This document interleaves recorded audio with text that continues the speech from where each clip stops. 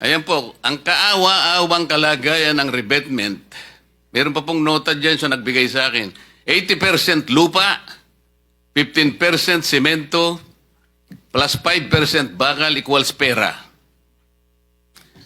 Ano po dapat yung reinforcing bars nitong revetment na ito? Kasi po wala eh.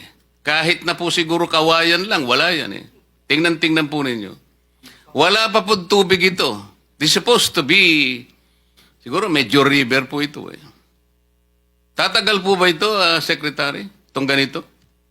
Hindi siguro, Your Honor. I think this is a failure of the structure in itself.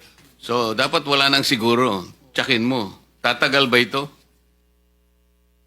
Hindi po. Alam po nyo kung saan ito?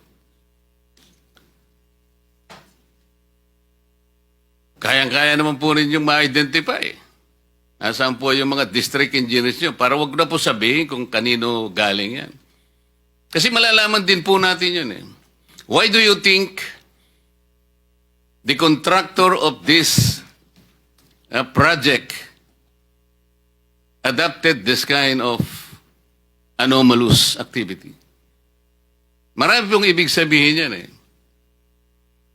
Meron tayong kasabihan, Chair Erwin, the picture paints 1,000 words. Dito po, hindi words, perang nakalagay. 80% lupa plus 15%